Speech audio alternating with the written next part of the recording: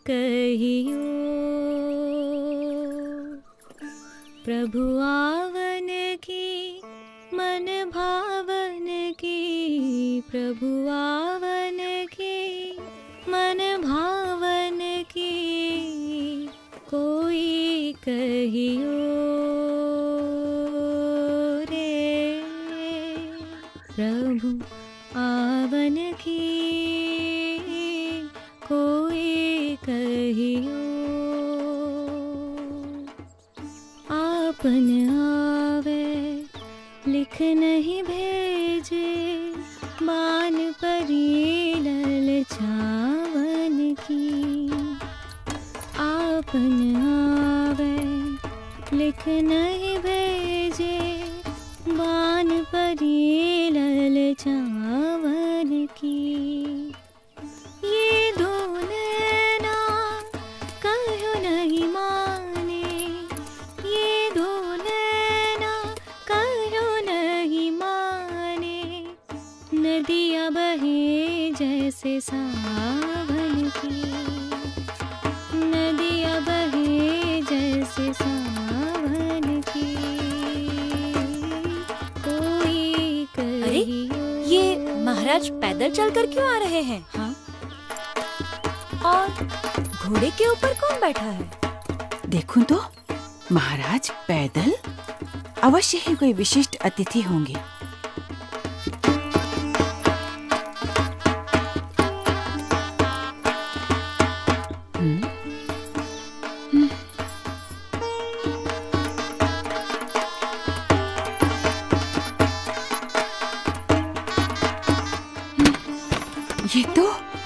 ये तो सच में कोई दिव्य व्यक्ति हैं। सब चलो, उनके स्वागत की तैयारी करो। जी महारानी जी।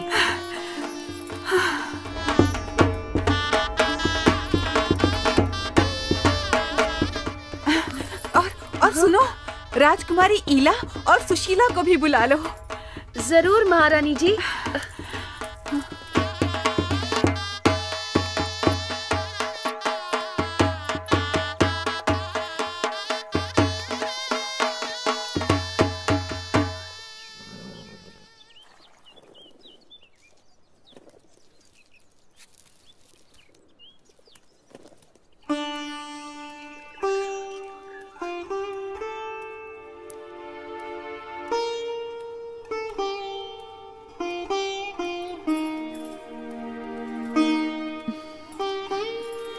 प्रणाम।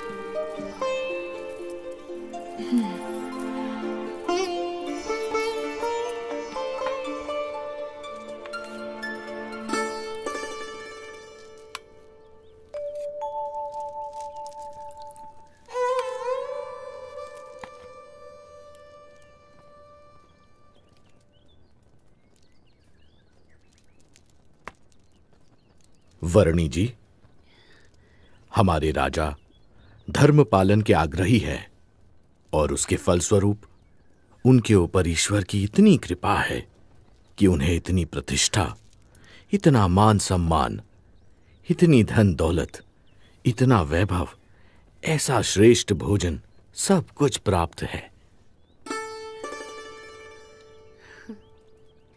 धर्म का संबंध केवल धन दौलत, पद प्रतिष्ठा, मान सम्मान, बाह्य वैभव और बाह्य व्यक्तित्व से नहीं, किंतु आंतरिक प्रतिभा से है।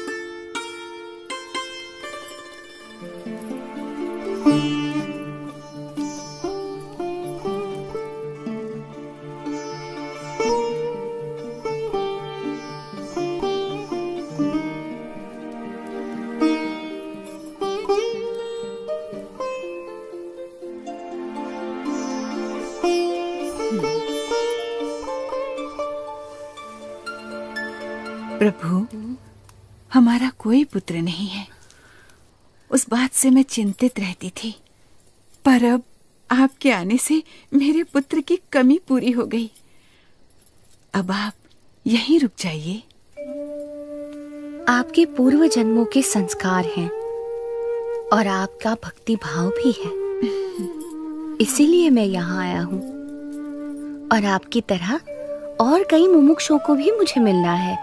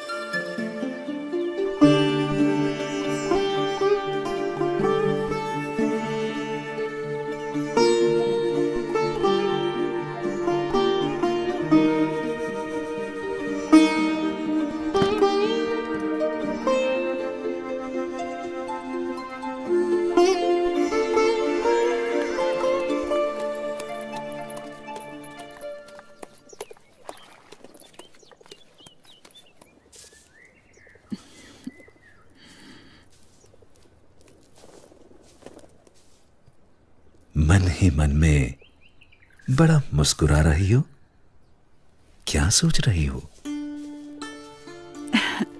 सोच रही हूँ, नीलकंठ वर्णी कितने महान व्यक्ति हैं, सरल जीवन और उच्च विचार। और हमारी ईला और सुशीला भी कितने भक्तिभाव से उनकी सेवा में जुड़ गई हैं।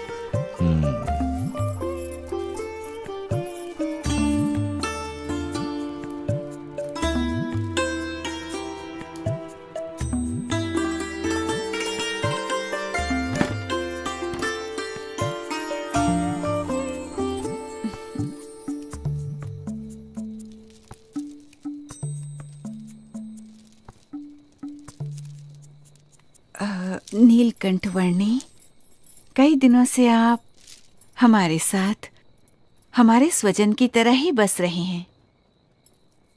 और केवल हम ही नहीं, पर यहाँ छोटा बड़ा हर कोई आपको अपना स्वजन समझने लगा है। सभी को आपसे लगाव हो गया है।